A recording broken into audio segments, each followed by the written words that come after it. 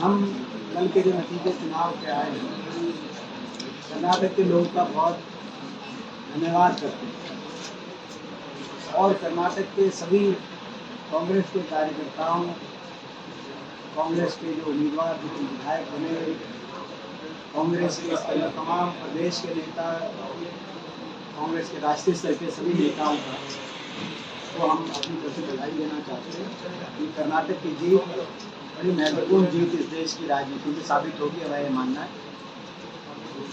कर्नाटक के लोगों ने सिरे से भारतीय जनता पार्टी की जो एक इवेंट बेस्ड राजनीति सोच रही उसको नकारने का काम किया और मूल मुद्दों पर महंगाई, भ्रष्टाचार, बेरोजगारी, जो कर्नाटक की जनता हर वर्ग जो दुखी और उनका मूल मुद्दों पे कांग्रेस का साथ दिया और भाजपा के अहंकार को तोड़ने का काम किया कर्नाटक में। ये जीत कोई साधारण जीत नहीं है, एक प्रचंड बहुमत के साथ ऐसे समय में जीत जब केंद्र में वो सरकार हो उस पार्टी की, थोड़ा बहुत ऊपर नीचे जीत हो सकती है कई बार, लेकिन इसमें प्रचंड बहुमत के साथ जीत होना इस बात का सूचक है कि आज देश के लोग बदलाव की तरफ बढ़ चुके हैं और बड़ी तादाद में पीछे खिकी कौन कर रहा है? गरीब ने और किसान ने भी हमारा साथ दिया है। ये भी एक बहुत बड़ा सूचक है। जब गरीब जनता जिस ओर चलती है, नौजवान जिस ओर चलते हैं, वो एक बड़ा संदेश पूरे देश में गया। इसका असर पूरे देश की राजनीति में पड़ेगा। निश्चित तौर से इसका असर हरियाणा में पड़ेगा। हरियाणा में पहले ही परिवर्तन की लहर कांग्रेस पार्टी के पक्ष में चल रही है। इन नतीजों के बाद उस लहर को और बल मिलेगा। तो आज ये बात आपके बीच में रखते हुए कोई आपके प्रश्न है तो उनको। हरियाणा प्रदेश प्रति व्यक्ति आय, प्रति व्यक्ति निवेश में, विकास दर में और जीडीपी ग्रोथ में देश में नंबर 1 पे था 2013-14 में। राजस्थान हमसे कहीं पीछे था, छत्तीसगढ़ कहीं पीछे था, हिमाचल कहीं पीछे था, पंजाब पीछे था। आज यहाँ पे तो मुश्किल है, आप कह रहे हैं कि इतना कर्जा चढ़ गया, यहाँ नहीं हो सकता। आज राजस्थान में ओल्ड पेंशन स्कीम लागू कर दी, हिमाचल ने ओल्ड पेंशन स्कीम लागू कर दी, छत्तीसगढ़ ने ओल्ड पेंशन स्कीम लागू कर दी, यहाँ तक कि पंजाब ने ओल्ड पेंशन स्कीम लागू कर दी। इससे ये पता चलता है कि हरियाणा को कहाँ लेगी, ये हरियाणा को कहाँ लेगी सरकार। अर्थव्यवस्था चौपट होगी और दूसरी बात नियत नहीं है अर्थव्यवस्था की। और उसके बाद की तो बड़ी बात यह है, ये जो धनखड़ साहब कह रहे हैं कि नियत नहीं है, नियत हो तो लागू हो जाए। जब हिमाचल राजस्थान कर सकते हैं तो हरियाणा में क्या दिक्कत है? नियत नहीं है, ये लागू नहीं करेंगे। लागू ये अगली इस चुनाव के बाद ही होगा, क्योंकि चुनाव के बाद परिवर्तन निश्चित होगा, कांग्रेस सरकार बनेगी, हुड्डा साहब के नेतृत्व में, तभी लागू होगा। तो आपको लगता है कि इतना कर्ज चढ़ चुका कि अगली सरकार को दिक्कत होगी इसमें? देखिए, इसमें इन्होंने मिसमैनेजमेंट तो बुक्स पे 3.25 लाख करोड़, वैसे 4 लाख करोड़ से ज़्यादा था। जो हुड्डा साहब ने प्रेस कॉन्फ्रेंस करते उसमें सारी बात रखी, वरुण मुलाना जी भी उसमें इसका बड़ा अहम है। 4 लाख से ज़्यादा, 4 लाख करोड़ से ज़्यादा कर्जा हरियाणा पे इस सरकार में, बिना किसी कोई बड़ा प्रोजेक्ट नहीं किया, केवल भ्रष्टाचार से। बड़े बड़े भ्रष्टाचार के मामले जो सामने आ रहे हैं और आए, इसमें बिजली खरीद का एक बड़ा भारी घोटाला आया आपके सामने, जो 2 रुपये 94 पैसे पे 25 साल तक बिजली बिजली की 2035 तक। वहाँ अदानी ग्रुप ने बंद कर दी और 11 रुपये तक बाहर से ले रहे हैं। कर्जा नीचे पड़ेगा तो और क्या होगा? तो ये आज स्थिति बन गई हरियाणा में। लेकिन मुझे विश्वास है जो कांग्रेस पार्टी की सरकार बनेगी, पहले जब बनी थी तब भी हरियाणा की वित्तीय स्थिति बड़ी खराब थी, 2004 में जब सरकार बनी थी चौटाला राज के समय। लेकिन जब कांग्रेस सरकार बनी तो हरियाणा विकास के पथ पर गया, राजस्व भी बड़ा, रिकॉर्ड राजस्व पहुंचा और प्रदेश में रिकॉर्ड विकास कार्य हुए और सारी कल्याणकारी योजनाओं को भी हम लागू कर पाए। जितना हमारा मैनिफेस्टो था, हर हमने मैनिफेस्टो के पॉइंट को लागू किया, 2004 में भी, 9 में भी। और हमें विश्वास है कि हरियाणा दोबारा से उसी खुशहाली की तरफ जाएगा और कुछ सारी जो आर्थिक संकट जो हरियाणा पे, इसका भी समाधान कांग्रेस पार्टी करेगी। प्रदेश में ही नहीं, पूरे देश में। जैसे आप युवा के चौटाला जेजेपी की पार्टी ने भाजपा को करो जमुना पार के नाम पे 10 सीट ली थी, मगर उस पार्टी का रातों रात उस पार्टी को भाजपा ने तोड़ते हुए अपने साथ अपने पक्ष में लेके आई। ये नतीजा इस बात का भी सूचित है कि जिन जिन प्रदेशों में जन भावना और जन आदेश के खिलाफ जाकर भाजपा ने सरकार बनाने का काम किया, उन प्रदेशों में वहां के लोग इंतजार में है जब मौका आएगा इस तरह की अनैतिकता की राजनीति का जवाब वोट की चोट से देंगे। एक और बात आई कि जो लोग भाजपा में गए उनमें से लगभग चुनाव हार गए। जो 17 विधायक भाजपा में गए थे उनमें से अधिकांश विधायक चुनाव हार गए। ये सबक जो लोग जमुना पार भाजपा को करेंगे जमुना पार का नारा करके हरियाणा में 10 विधायक बने थे, जेजेपी पार्टी से अगली बार इनमें से इन विधायकों को अपना आने वाला समय के अगर भविष्य को देखना है तो कर्नाटक में जो लोग गए थे बीजेपी के वोट में, उनके भविष्य की तरफ ये देखिए। बार बार ये जो कि भाई कभी गठबंधन होगा, एक दिन कहती है कांग्रेस के साथ गठबंधन हम चाहते हैं, अगले दिन फिर उसके बाद हुड्डा साहब के खिलाफ बोलते हैं, मेरे खिलाफ बोलते हैं। मैं प्रदेश के लोगों को स्पष्ट करना चाहता हूँ कि कांग्रेस पार्टी 90 की 90 सीटों पे मजबूत है। हम भाजपा को हराने में ना सिर्फ सक्षम है, प्रचंड बहुमत से भाजपा को हरियाणा के अंदर हराने का काम कांग्रेस पार्टी हुड्डा साहब के नेतृत्व में करने जा रही है।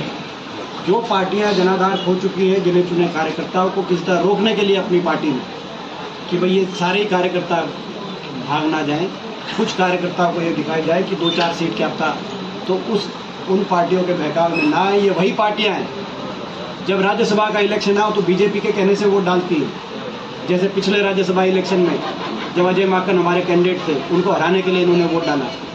राष्ट्रपति का चुनाव आओ तो बीजेपी की वोट डालती है, उपराष्ट्रपति का चुनाव आओ तो बीजेपी की वोट डालते हैं। सबसे पहले बीजेपी को जाके समर्थन दिया जब ये पार्टी के अध्यक्ष थे।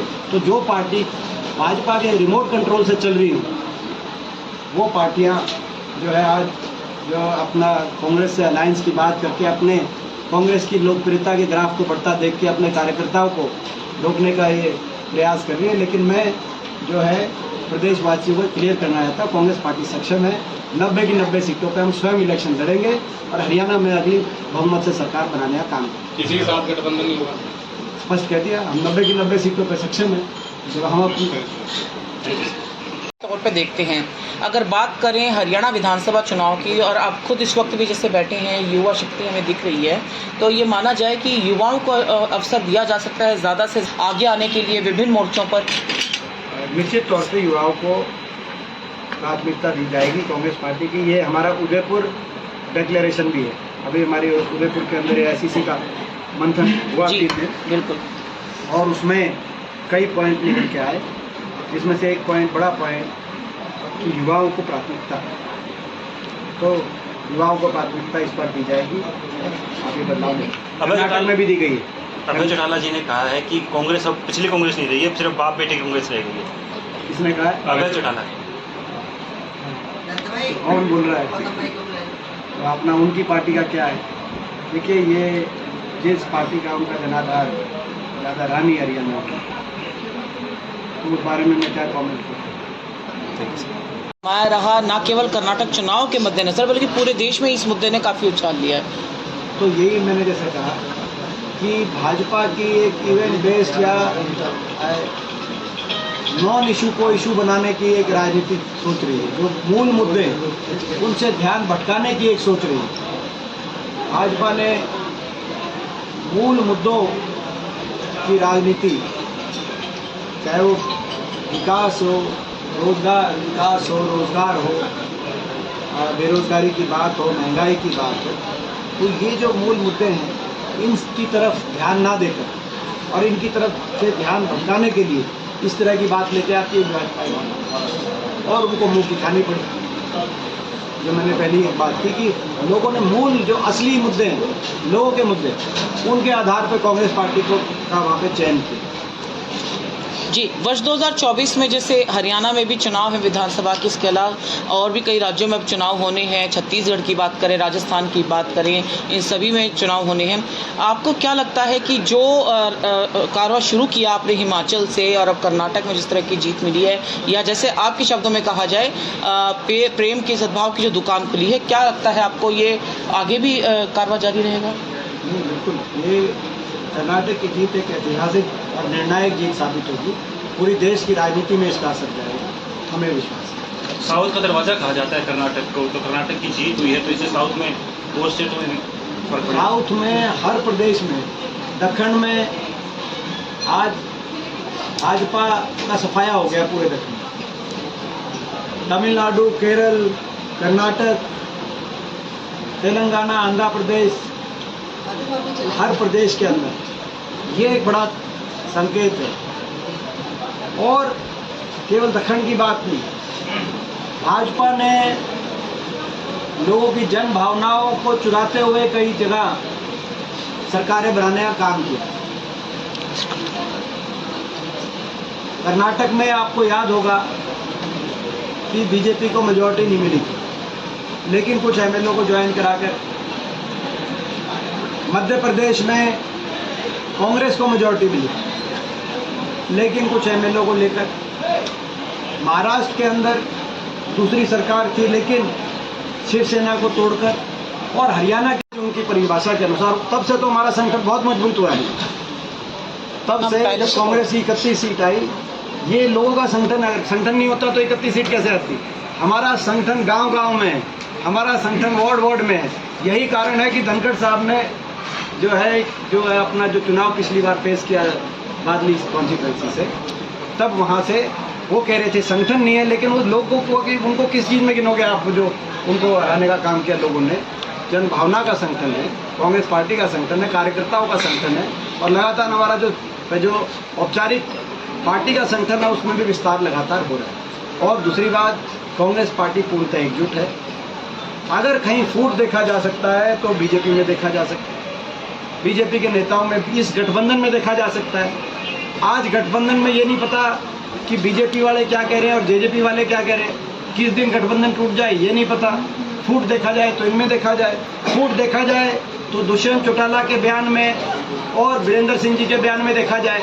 फूट देखा जाए तो कप्तान अभिमन्यु क्या कह रहे हैं, नारनौंद के बारे में दादा गौतम क्या कह रहे हैं, उस बारे में देखा जाए। फूट देखा जाए तो धनखड़ साहब क्या कह रहे हैं और खट्टर साहब क्या कह रहे हैं। धनखड़ साहब तो कह रहे हैं संदीप सिंह प्रदेश कार्यकारिणी में नहीं बैठेंगे खेल मंत्री, खट्टर साहब कह रहे हैं ये रहेंगे खेल मंत्री। फूट देखा जाए तो वहाँ देखा जाए। फूट देखा जाए तो हमारे रोहतक के सांसद अरविंद शर्मा जी, वो मुख्यमंत्री के बारे में एक सभा में क्या क्या कह गए, वो सारी बात मैं रिपीट भी नहीं कर सकता। रिपीट करूंगा तो बीप बीप बीप करके आपको चलानी पड़ेगी। फूट देखा जाए तो वहाँ देखा जाए।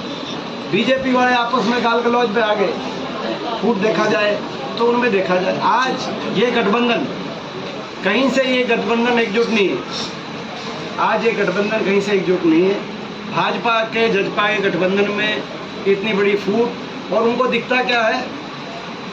आप लोगों की चिंता करो, 9 साल आपकी सरकार हो गई, लेकिन 2 बातें हम तो हमारे लिए कहेंगे, इनका संगठन नहीं, इनमें फूट है।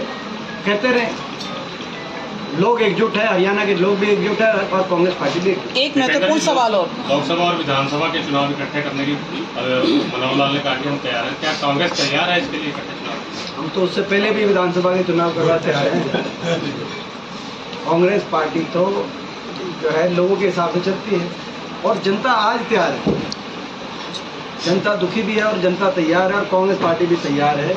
ये कल करा दे चुनाव,